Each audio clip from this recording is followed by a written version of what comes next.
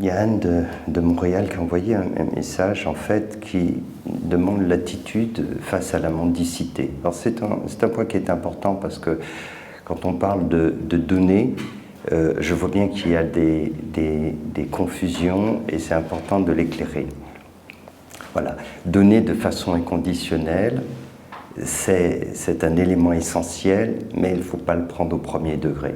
Elle rencontre des personnes et donc elle se sent quelque part obligée de donner et parfois elle ne sait pas et puis d'arriver à donner à des personnes qui faisaient sentir que c'est jamais assez. Alors c'est un point qui est vraiment très important parce qu'il ne faut pas le prendre au premier degré. Donner, c'est être attentif vraiment à l'autre. Donner, c'est vraiment ouvrir son cœur. Et quand on fait une telle démarche, on est attentif finalement aux besoins de l'autre, aux besoins des autres. Mais ce n'est pas du premier degré. C'est pour ça d'ailleurs dans notre approche, notamment humanitaire et spirituelle, on dit, voilà, j'écoute mon cœur mais j'agis en conscience. Il ne faut pas confondre l'aide et l'assistanat. Et beaucoup de personnes se trompent. Entretenir la mendicité, c'est vraiment pas une bonne chose.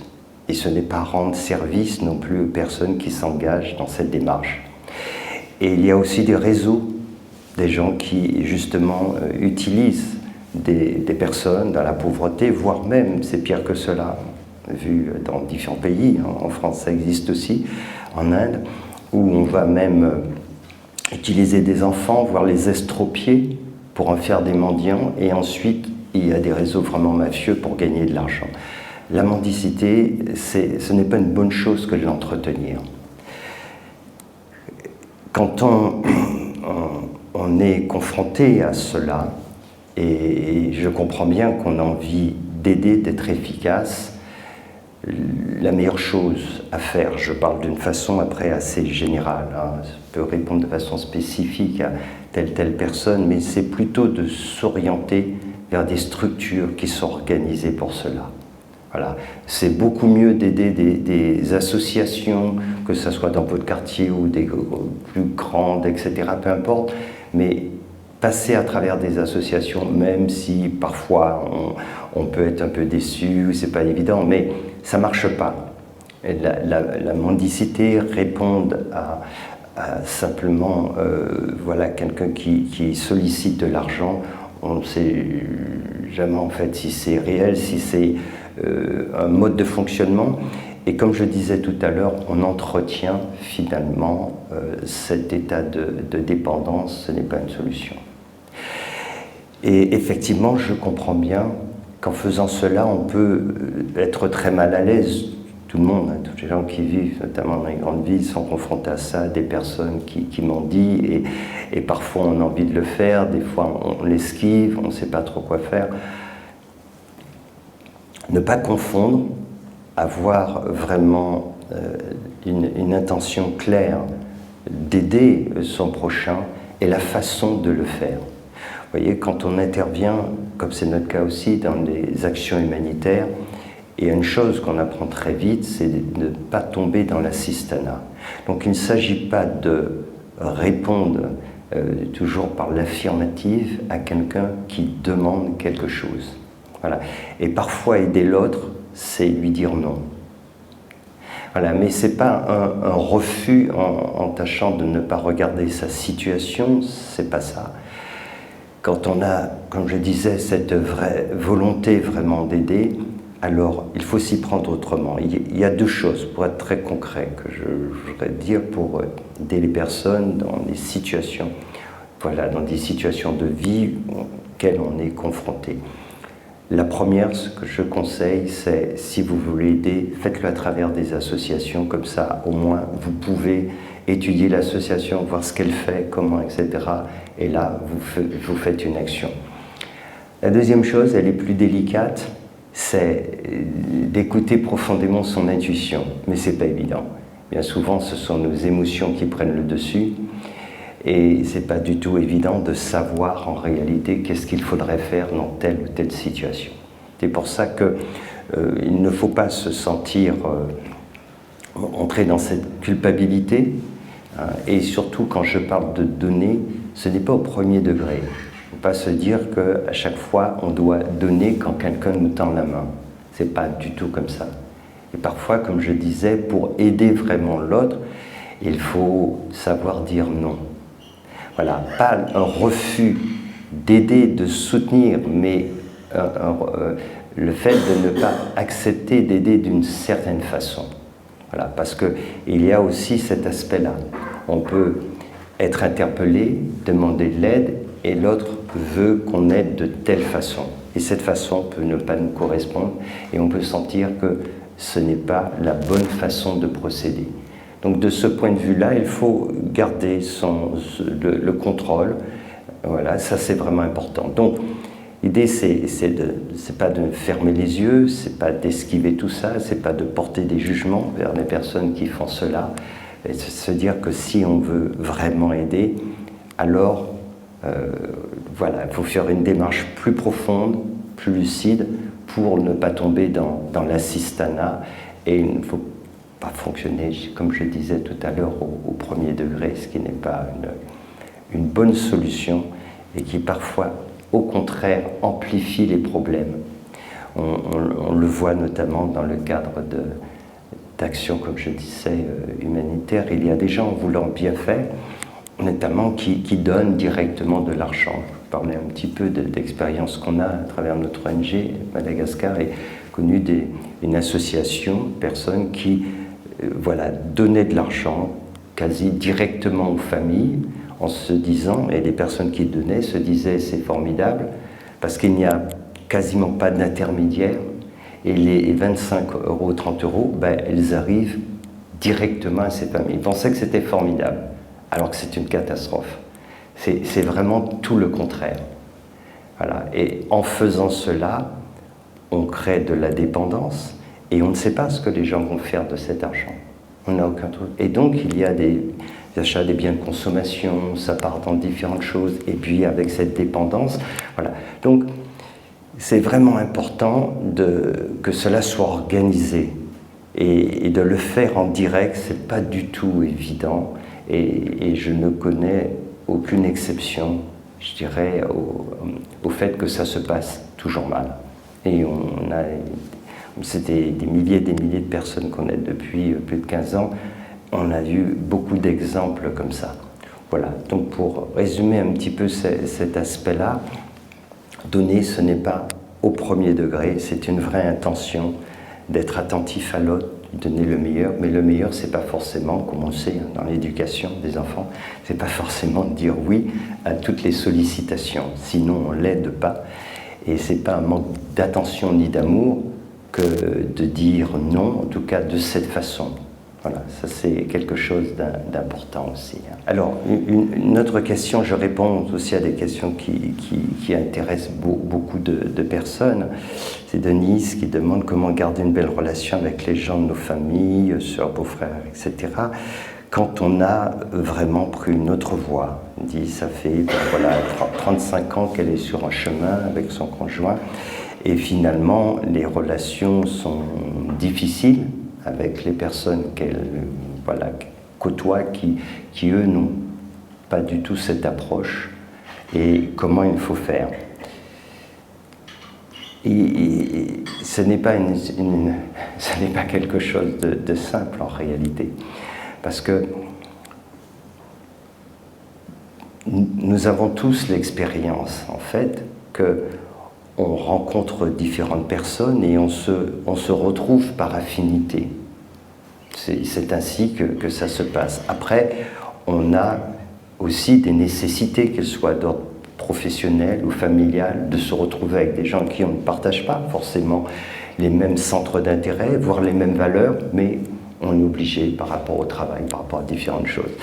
Et dans le contexte familial aussi, on peut avoir des centres d'intérêt très différents.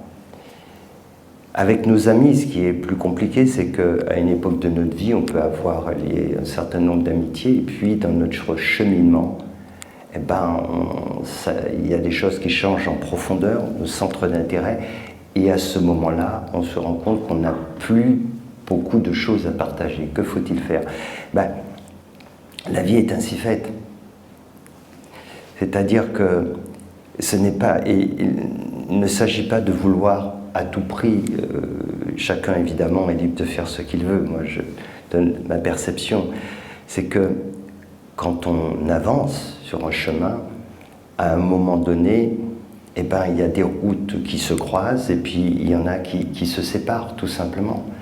C'est ainsi, ce n'est pas un problème contre l'autre, mais si on veut à tout prix entretenir des relations, quand elles ne sont pas nécessaires, ça peut, et pour beaucoup de personnes, avoir un effet délétère. Ça peut nous amener à être dans un compromis en permanence et de ne pas être ce que l'on est profondément. Et ça, c'est quelque chose qui est vraiment néfaste, et beaucoup de personnes le vivent.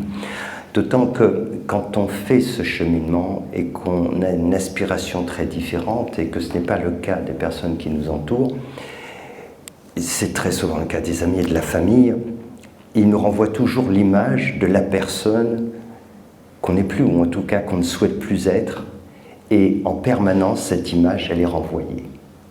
Et donc, on peut cheminer par ailleurs, et dès qu'on se retrouve dans ce contexte, en permanence, cette image est renvoyée, et donc on peut accepter, par amitié, parce que c'est la famille, voilà, etc., cela. Alors, quand ça se fait de façon très ponctuelle, c'est une chose. Mais quand il faut le faire très régulièrement, évidemment, ça pose problème. Et c'est là la difficulté, parce que c'est souvent mal compris. Quand des personnes qui sont sur ce chemin, à un moment donné, décident de faire autrement, alors les autres s'interrogent. Et effectivement, on estime qu'il y a quelque chose qui ne va pas. Pourquoi cette personne ne s'intéresse plus à ça?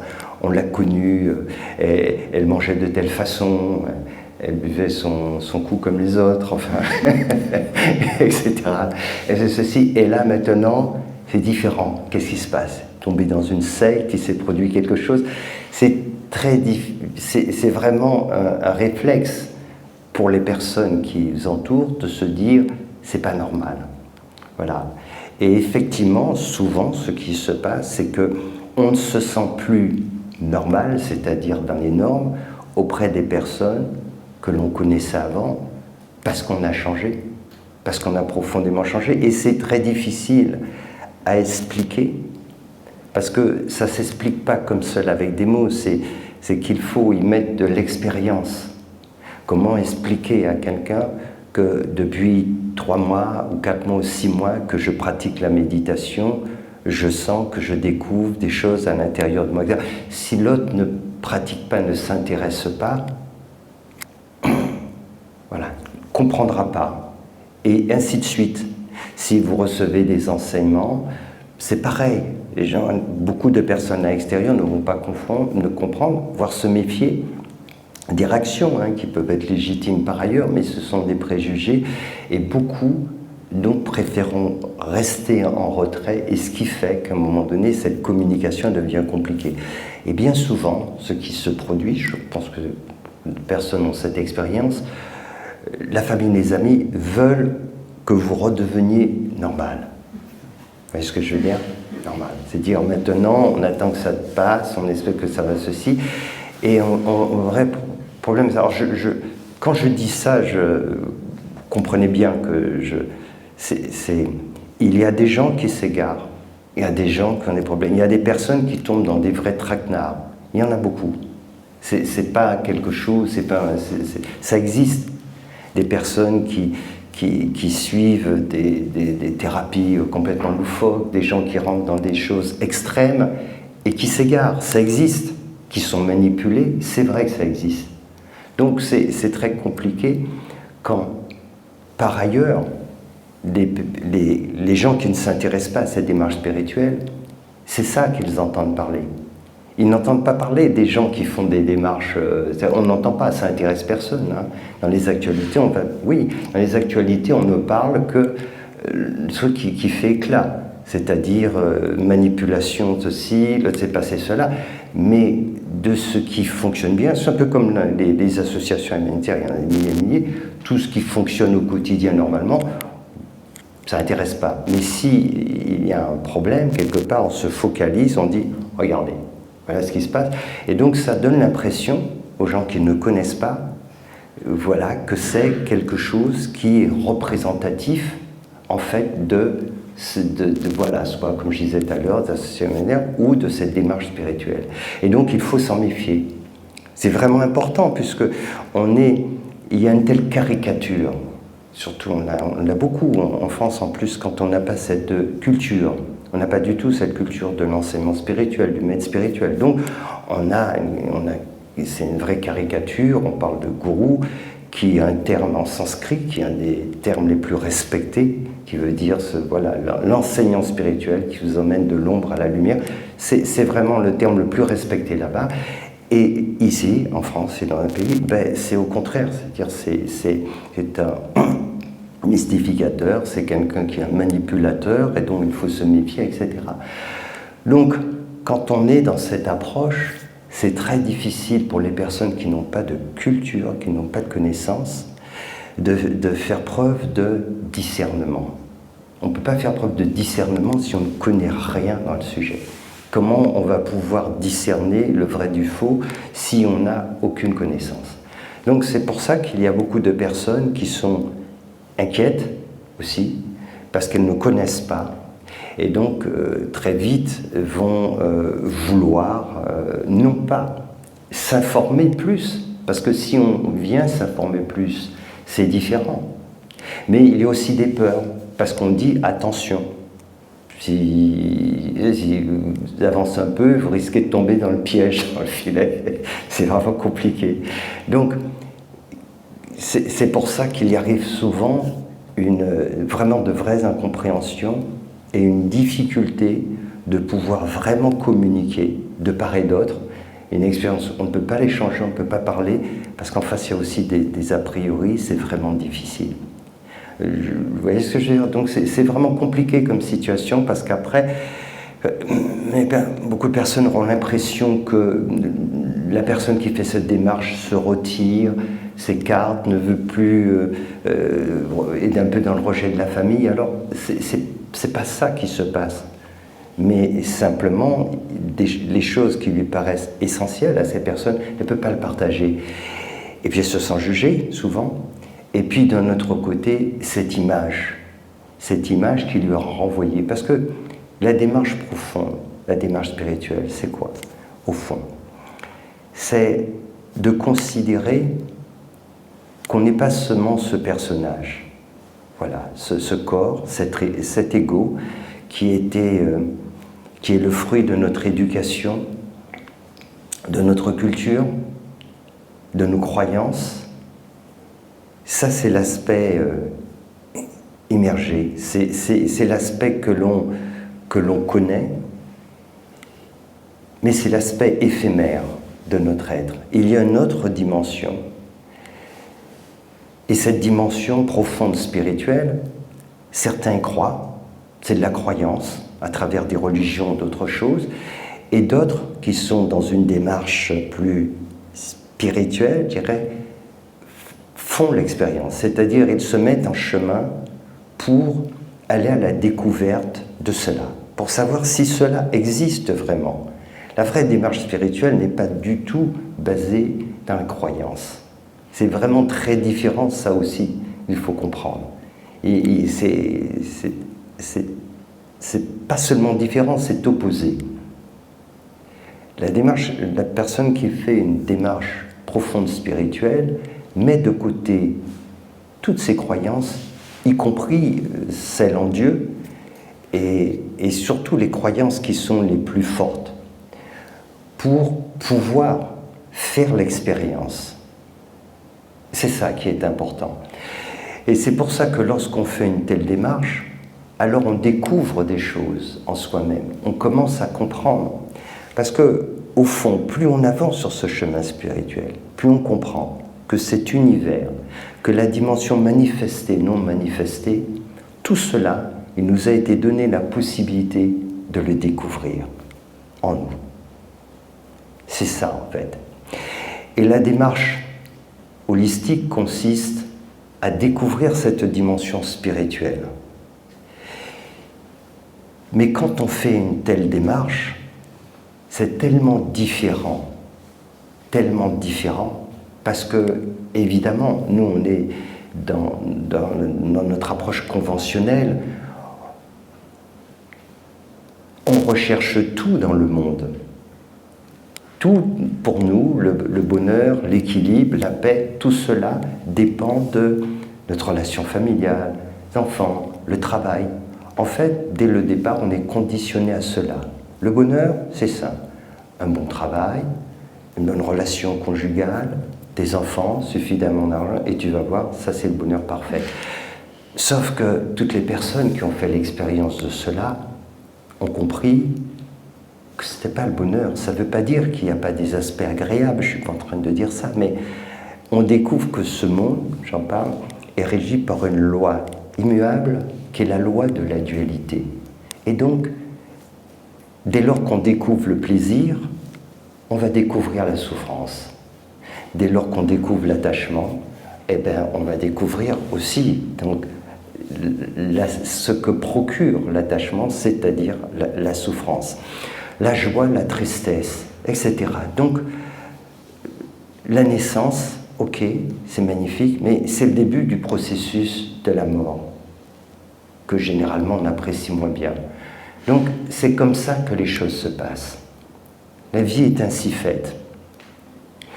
Donc, quand on réalise cela, alors on peut se poser une question, je me dis, c'est est-ce que tout cela représente ce que je suis, et puis c'est tout. Les traditions spirituelles du monde entier, depuis toujours, nous disent non, ce que tu es, c'est ce qui demeure.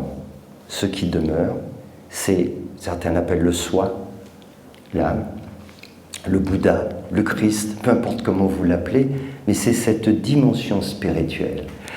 Et comme je disais, il y a des gens qui sont dans la croyance de cela, ils croient, mais un enseignant spirituel vous recommandera de ne pas croire à cela. Mais il vous dit, tu peux en faire l'expérience. L'accepter au départ comme un postulat, oui, c'est nécessaire, mais pour en faire l'expérience. Découvrir cela, car la croyance nous éloigne au contraire de la connaissance, parce que dès lors qu'on croit, on ne cherche plus à faire l'expérience. Donc, quand vous faites une telle démarche, qui est donc une démarche expérimentale, si en face vous n'avez pas des personnes qui sont motivées par cela, parce que le bonheur on le cherche à l'extérieur, alors on est dans une approche radicalement différente. Et c'est pour ça que c'est si compliqué de dire finalement j'ai compris que tout ce que je cherche à l'extérieur, je l'avais en moi, je fais cette démarche. C'est une maturité de l'âme qui nous amène à cela. Mais quand on n'a pas atteint cette maturité, ça ne marche pas. On a besoin d'expérimenter le monde. On a besoin, et c'est une force qui nous pousse intérieur, notre énergie, au niveau où elle se situe, premier, deuxième chakra, qui nous pousse à expérimenter le monde, à rechercher la complémentarité. Je suis un homme, je recherche complémentarité, je suis une femme, etc., ou vice-versa, ou autrement, peu importe. Mais on recherche en fait cela. Et notre équilibre, au final, il repose toujours sur des choses extérieures. Toujours. Voilà. Et d'ailleurs, tout le monde se dit, hein, c'est important pour mon équilibre, donc ma relation conjugale, familiale, etc. Le problème, c'est que ça ne dure pas. Et que dès lors que notre bonheur repose sur des choses extérieures dont on n'a pas la maîtrise, alors ça crée un profond stress en nous. Et donc on essaye de maîtriser, de contrôler tout cela, ces sources de tension, d'inquiétude, et au final, on passe notre temps à chercher en fait le bonheur à l'extérieur. Et puis arrive un moment donné, par la maturité de notre âme, où alors on fait autrement. Ça ne veut pas dire qu'on n'aura pas une relation conjugale, ça ne veut pas dire qu'on n'aura pas une relation de famille, mais on comprend par ailleurs qu'il y a autre chose, que nous sommes arrivés dans ce monde seuls, nous repartirons de la même façon, mais il y a une chose qui est importante, c'est que entre-temps, on peut vraiment grandir en conscience. Si on passe juste notre vie à faire des choses conventionnelles, à vivre d'une façon horizontale, alors il ne va pas se passer grand-chose. Et on va continuer ce cycle de réincarnation parce que le processus est ainsi fait. C'est un processus de spiritualisation de la matière et notre âme nous pousse à rechercher finalement ce bonheur. Et ce bonheur, il se trouve dans l'éveil, à partir de l'éveil de notre conscience, c'est-à-dire c'est inhérent à notre nature.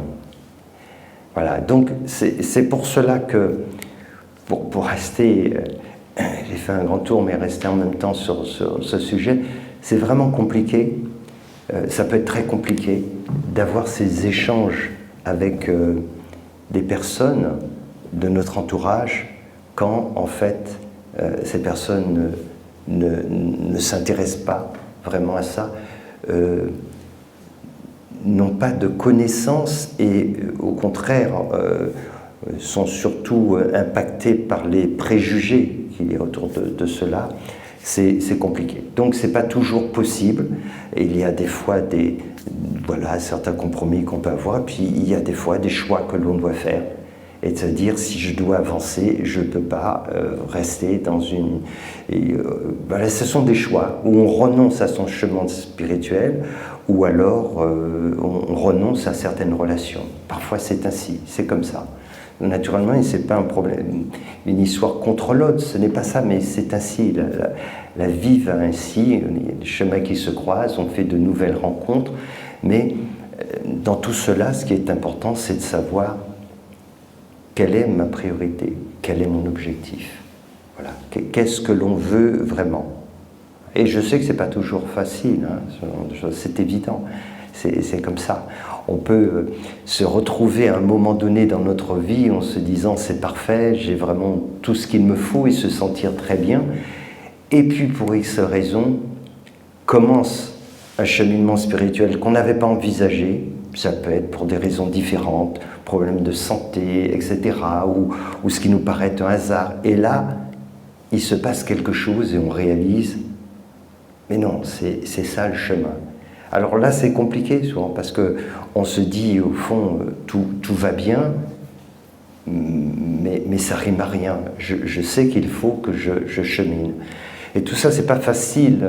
Je pense que vous devez bien comprendre ce que je dis, parce que je pense que je pose des mots sur pas mal de situations vécues par pas mal de personnes par rapport justement à ce cheminement spirituel et l'incompréhension que ça peut susciter avec tout ce dont j'ai parlé, c'est le fait, ce manque de culture, ce manque d'intérêt, et puis comme je rappelle encore une fois, beaucoup de personnes sont vraiment confrontées au fait que les gens qui nous entourent ne veulent pas avoir ce changement, ils le refusent. Et ça, c'est vraiment quelque chose de très difficile pour les gens qui évoluent sur ce chemin-là. C'est ce regard de l'autre qui... Non, pour moi, tu es toujours cette personne, tu seras toujours comme ça, etc.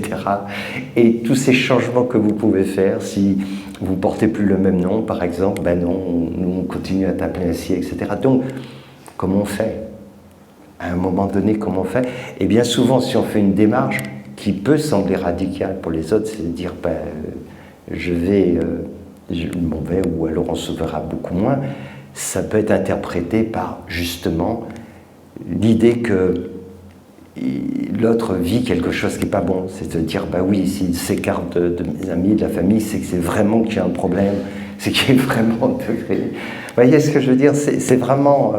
c'est important d'en parler de façon apaisée et surtout de ne pas être dans une approche manichéenne. Parce que dans tout ça, ça ne veut pas dire qu'il n'y a pas des gens qui sont manipulés, bien sûr que si. Bien sûr que si. Et c'est pour ça qu'il faut développer ce discernement, qu'il faut s'informer, qu'il faut s'instruire. C'est vraiment important. Et ce que je remarque d'ailleurs, depuis plusieurs années, c'est qu'il y a un intérêt énorme pour, disons, la spiritualité, car c'est comme ça qu'on dit, en y mettant plein de choses, mais il y a un vrai manque de culture. Et ce qui fait que pour beaucoup de personnes, les références à ce niveau-là sont un peu affolantes. C'est-à-dire que les références vraiment, pour eux, de gens éveillés qui ont fait un cheminement spirituel, c'est vraiment, on n'y est pas vraiment. Donc c'est vraiment important de s'informer, de faire une démarche, de lire. Et il y a des êtres vraiment connus, il y a beaucoup d'ouvrages, et de se faire après, pouvoir se faire une opinion quand même. Est-ce qu'il y a des questions? Oui, à ce sujet, sur cette démarche spirituelle, il y a oui. un terme qui est très souvent utilisé, de souveraineté. Oui. C'est Charlotte qui souhaiterait que tu abordes ce thème de la souveraineté. La souveraineté de l'ego, c'est ça qu'il s'agit. C'est la souveraineté de l'ego, bien sûr. En fait, ça rejoint cet aspect-là. Tout est fait pour que notre ego ne soit pas mis en danger. Alors, ça peut se faire déjà dans un contexte culturel. Dans certaines, je disais, cultures, pays, il y a une tradition profonde spirituelle, par exemple en Inde, c'est différent. Dans cette approche, on comprend qu'il y a cette dimension spirituelle, qu'on a besoin d'être enseigné, guidé pour vivre, tout ça. Ça fait partie de leur culture. Pour d'autres, il ne faut surtout pas aller dans ce sens. Et cette souveraineté, ça veut dire je décide, je sais, je sais où je vais, sur toute cette dimension, etc. Alors, en fait, il faut être clair là encore. Hein, on ne peut pas répondre par oui, par non. Si on est naïf, si on s'en remet au premier venu, ça ne marchera jamais. Quand bien même on serait auprès d'un maître vraiment très compétent, éveillé et tout, il ne peut rien faire avec des gens naïfs, avec des gens qui sont dans la dépendance, qui s'en remettent, etc. Ça ne marche pas. C'est pas ainsi. Un guide ne porte pas les gens dans ses bras, ni sur son dos. Son rôle, c'est de les éclairer sur un chemin, et c'est l'autre qui marche. Voilà, c'est pas du tout la même chose. Donc ça, c'est vraiment important. Donc cette souveraineté, elle est dans le fait de décider,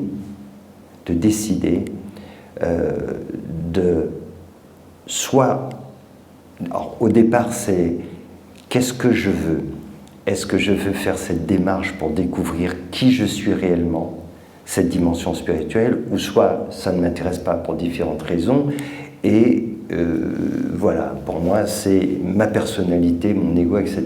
Déjà, on est libre de faire ce choix.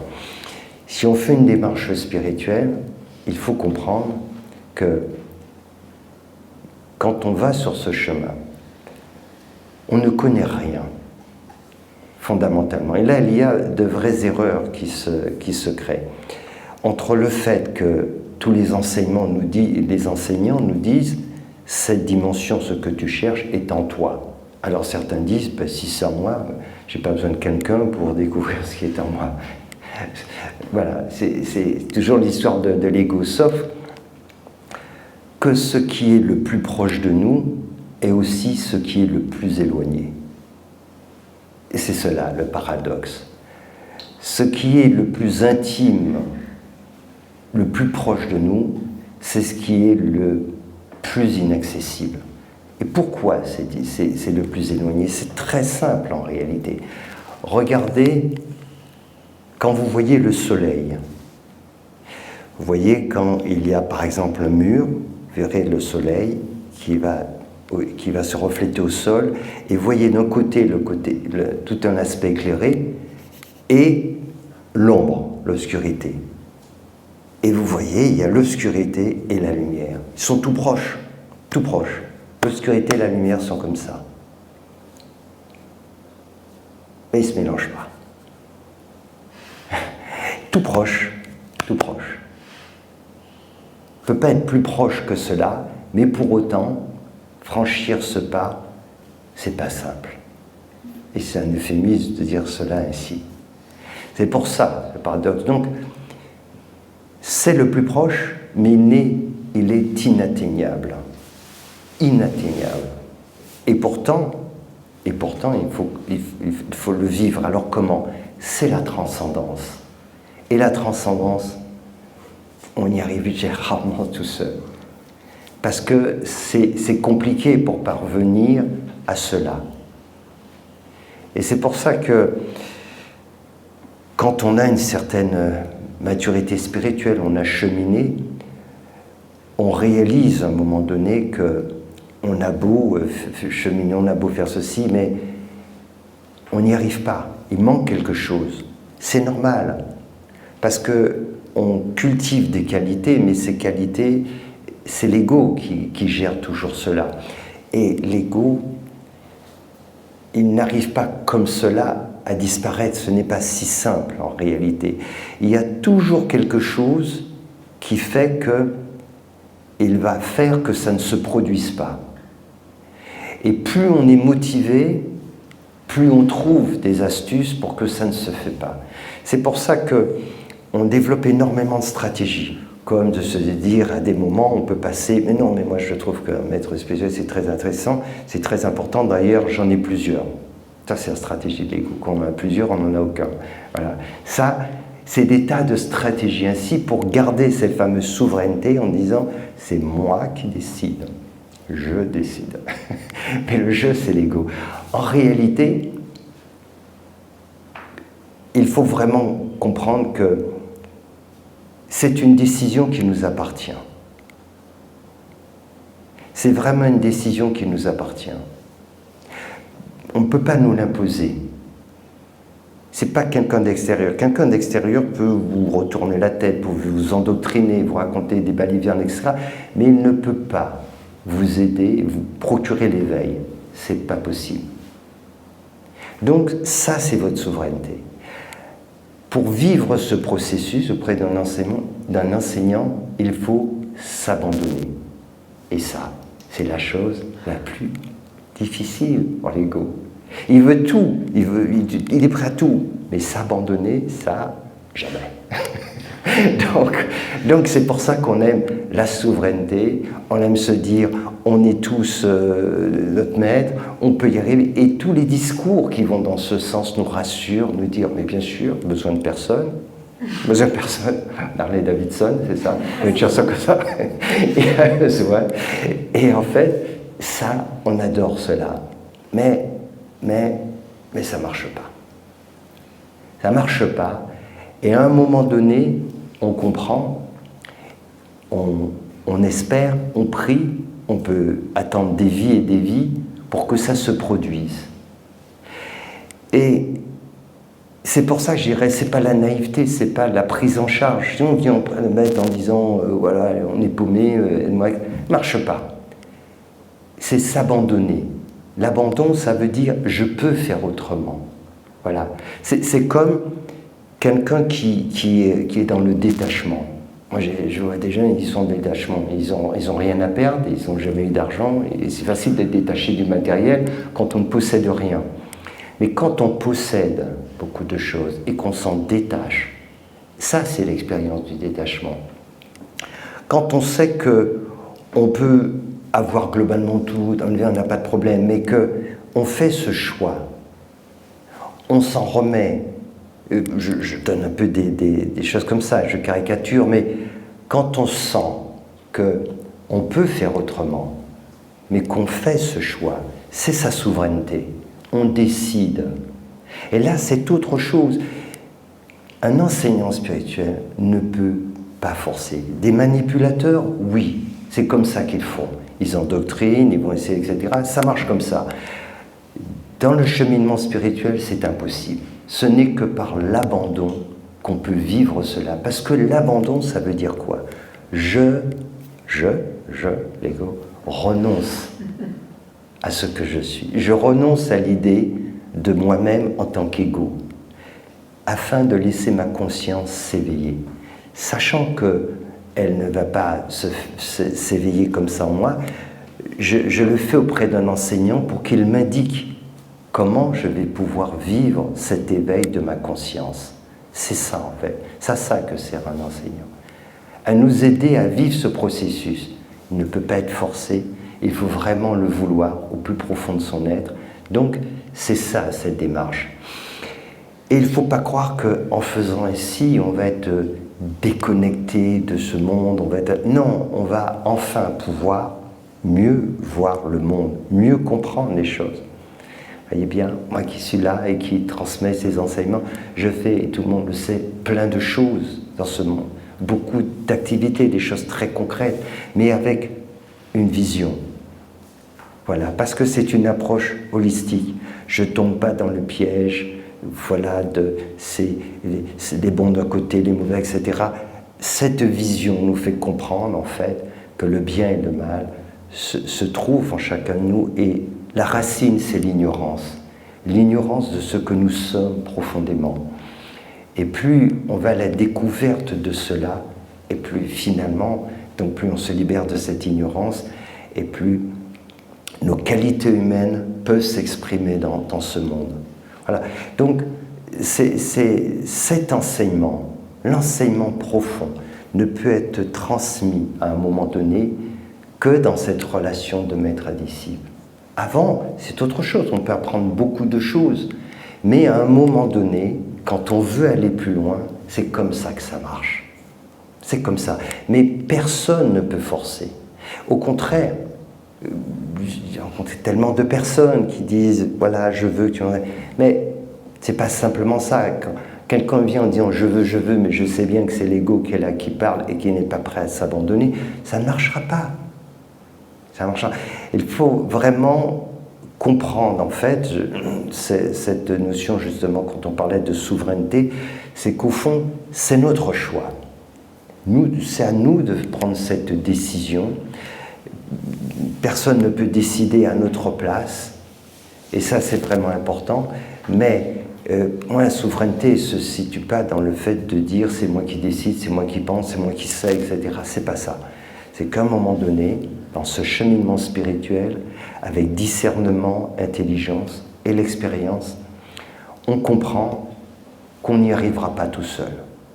Mais ayant développé ce discernement, on n'est pas prêt à écouter n'importe quel bonimenteur, et on a développé suffisamment de discernement pour pouvoir justement, et aussi, alors ce discernement qui passe par ce que nous dit l'autre, est-ce qu'il le met en pratique? Parce que ça aussi c'est important, des gens qui parlent très bien de choses théoriques, mais un enseignant, sa vie doit être le reflet de cet enseignement qu'il préconise. Ça, c'est quelque chose d'important. Et au plus profond de vous, vous devez le sentir. Ça fait penser à une question qui m'a été posée, qui va un peu dans le même sens. Mais qui peut m'aider, me conseiller sur mon chemin d'éveil de la conscience? Qui peut être mon maître? Et pose la question, si c'est moi à m'aider. Et alors, dans le même sens, ma question est comment vivre ma foi sans groupe? Comment trouver un maître spirituel? Moi, l'ego, je l'adore. C'est une histoire d'amour depuis tellement longtemps. En fait, j'adore les personnes qui viennent. Comment je peux faire pour trouver un enseignant spirituel? Ben écoute, je ne sais pas comment on va faire. Comment on va faire? Je ne sais pas comment on va faire. Alors, je dis ça, c'est pas de la moquerie, hein. Je rigole de moi et tous les gens qui sont autour de moi le savent. C'est de moi que je me moque le premier et je rigole tous les jours. Donc c'est pas ça. Je le fais parce qu'il faut aussi aborder les choses avec un peu d'humour. Et c'est pas de la moquerie. Vous avez des personnes qui ont écrit ça, c'est pour faire prendre conscience comment l'ego peut nous amener dans des choses incroyables. Parce qu'effectivement, on peut en arriver à là, c'est-à-dire rencontrer quelqu'un qui peut nous aider, nous enseigner, et lui demander, voilà, comment je peux trouver quelqu'un. C'est ainsi, et c'est le propre de l'ego. Il ne veut tellement pas accepter cela qu'il va trouver toutes les stratégies. Les gens me disent des fois, c'est magnifique ce que vous dites. Ah, si j'avais quelqu'un comme vous qui habitait à côté de chez moi ou dans le même immeuble, c'est mieux. Hein. C'est mieux. On est à La Réunion, hein. On est dans le nord, mais on dit, moi j'habite le sud, donc c'est quand même difficile. Enfin, ce qu'il faut comprendre, quand même, derrière tout ça, c'est que d'abord on a une chance extraordinaire. Il n'y a pas si longtemps, 2 générations, 3 générations, même génération, des gens, et jusqu'alors, font des milliers de kilomètres, vont faire le tour du monde pour rencontrer une personne qui peut leur transmettre ses enseignements. Aujourd'hui, on dispose, grâce à Internet, de la possibilité d'avoir ce contact avec des enseignants spirituels. C'est extrêmement précieux. Donc, si on veut vraiment être enseigné, on ne demande pas à un enseignant spirituel « Est-ce que c'est toi mon maître ?» Parce que c'est pas moi de le dire. Non, ça se passe pas comme ça, sinon ça a l'air de quoi? Je vais pas voir des gens en disant « Tu sais, je suis ton maître, tu devrais me suivre. » Non, ça, il faut aller voir les gens qui sont spécialistes du prosélytisme, de l'endoctrinement, c'est pas mon job. En fait, ce qui se passe auprès d'un enseignant spirituel, si on écoute son cœur, si on écoute sa résonance, on peut savoir ces choses-là. C'est pas lui de nous le dire. Mais si on ressent cela, ce qui se passe toujours, les gens qui sont pas mal le savent, les personnes, à ce moment-là, si on le ressent et qu'on veut être enseigné, alors on vient auprès de moi, physiquement ou pas, à distance. Et à ce moment-là, cette demande, elle est formulée, et je sentirai. Mais au fond, si on sent cette connexion, évidemment, cela se passe. Cet enseignement, il commence. Et il va évidemment grandir, parce que, en réalité, ça ne m'appartient pas. C'est pas comme ça que ça marche. En réalité, ça ne se passe pas du tout comme ça. C'est une relation de cœur et de conscience. Si vous mettez sur cette fréquence, si vous ouvrez votre cœur, alors vous ressentirez les choses. Et à partir de ce moment-là, cet enseignement, vous le comprendrez d'autant plus. Et vous pourrez avancer, mais il n'est pas nécessaire d'être auprès de moi. Vous pourrez entendre beaucoup de choses au-delà de ce que je dis lors de satsang, parce que cette connexion, elle est là. Donc, si vous ressentez que je suis la personne qui peut vous aider sur ce chemin, c'est déjà acquis. Maintenant, pour les personnes qui veulent s'approcher plus, parce qu'on a des choses à faire, qu'elles formulent cette demande, il n'y a pas de problème. Mais si vous me posez la question de est-ce que je serais bien votre... C'est pas comme ça que ça se passe. C'est pas à moi qu'il faut poser la question, mais à vous. C'est à vous qu'il faut vous poser la question, parce que c'est un pas déjà très important sur le plan de l'ego. C'est vraiment important de comprendre cela. Parce que si vous ne faites pas cette démarche, qu'est-ce que je vais faire? Qu'est-ce que je vais répondre? Si je perçois que c'est vrai, et je vous le dis, mais qu'est-ce que vous en savez? Donc après, suivant cet enseignement, vous pouvez avoir des réactions et de dire, mais au fond, c'est pas moi qui ai décidé. C'est lui qui a voulu me convaincre, il m'a dit, c'est lui qui est, oui, je suis... Et de ce point de vue-là, vous aurez raison. C'est ça que l'ego veut. Tendre toujours des pièges, ne pas s'engager. Est-ce que c'est vraiment toi, mon maître? Oui, je suis... Ah bon, moi je ne sais pas, j'ai posé la question. Et lui, il ne s'engage pas. Et si je réponds oui, ben, on reste là. Après tout, c'est toi qui me l'as dit, j'en sais rien, je vois. Ça ne marche pas, ça ne marche pas. C'est un appel, vous devez le sentir. Au plus profond de vous, vous devez sentir cela. Et à un moment, ça devient une évidence. Et quand ça devient une évidence, alors on passe des caps. dans l'enseignement. Ainsi, vous comprendrez des tas de choses. Vous comprendrez même à distance. Vous capterez mon enseignement. Même dans mes silences, vous entendrez. Vous comprendrez des choses. Parce qu'évidemment, il y a différents niveaux de transmission. Mais c'est votre souveraineté. Et jamais, je ne ferai jamais, tâcherai jamais de convaincre qui que ce soit de me suivre.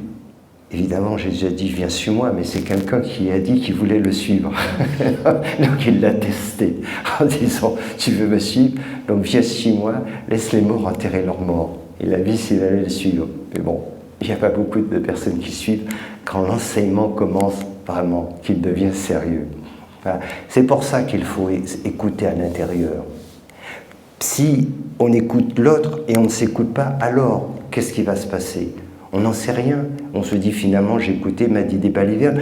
Mais si c'est nous qui l'avons entendu en nous, si cette voix est venue de nous, si on sent que oui, je dois aller auprès de ces personnes, oui, je sens, qu'est-ce qu'on va dire après ? Peut-être qu'on pourra dire, je me suis trompé, mais on s'en prend à soi-même. C'est nous, c'est ça notre souveraineté. C'est faire ce choix, c'est décider. Pas de laisser l'autre la responsabilité. C'est déjà compliqué, très compliqué, d'aider des gens qui sont hyper motivés, prêts à tout pour l'éveil de leur conscience. C'est déjà très très compliqué, parce que ce n'est que le préalable pour commencer à être enseigné. Voilà, c'est-à-dire, c'est une étape qui permet ensuite d'entrer dans l'enseignement vraiment élevé. Je fais référence souvent à Krishna et Arjuna. C'est là que la Bhagavad Gita commence. On rentre dans l'enseignement supérieur. Mais il faut déjà en arriver là. Mais si on n'y est pas, si on dit, ben, je ne sais pas, je vais voir... non, on voit à l'extérieur, on peut, ça, il n'y a pas de problème. Mais voilà, à un moment donné, quand on comprend qu'on a besoin d'être aidé, alors il faut sentir, mais c'est le cas de beaucoup de personnes, et notamment de personnes qui sont venues me voir et d'autres qui sont à l'extérieur, cela doit venir de nous. C'est plus le problème même de l'enseignant. En fait, à un certain niveau, il n'y a pas à lui demander, puisque de toute façon, sa réponse, elle est déjà là. Il est là pour ça. Donc, si on entend cet appel, il nous a déjà répondu. La réponse, elle est déjà là, en fait. On sait que cette réponse est déjà là. Voilà. Mais si on ne se pose pas la question, on n'entendra jamais, on n'aura jamais la bonne réponse. Mais si vraiment on fait cette démarche, alors on comprendra qu'il nous a déjà répondu et ça fait longtemps. On nous dit, ben, il est temps, là. On y va, on comprend, bien sûr. En fait, ce n'est pas un choix qui se passe. C'est une question de niveau de conscience. Et puis ensuite, alors, le fait de reconnaître, c'est cela, je vais essayer d'être précis vraiment, parce que il ne reste pas moins qu'il y a heureusement des mesures d'être éveillés, évidemment, à chaque époque. Mais pour autant, tous ne sont pas notre maître. C'est comme ça. Il y a une façon, pour dire les choses simplement, qui va nous correspondre. Et bien souvent, ça va plus loin que cela. C'est un cheminement qu'on ne sait pas, qui date de plus longtemps, mais qui nous correspond. C'est ça qui est important. Donc là aussi, ce n'est pas le fait de suivre un tel parce qu'on a dit il est extraordinaire, etc. Non. Votre maître peut être l'illustre inconnu, celui dont personne n'a entendu parler, qu'on ne sait même pas qu'il existe. Et pour autant, c'est lui. Alors que vous pouvez aller vers des gens qui sont très connus, illustres et tout, mais si ce n'est pas votre enseignant, alors ça, il ne faut pas le suivre. Et d'ailleurs, c'est la caractéristique des vrais enseignants.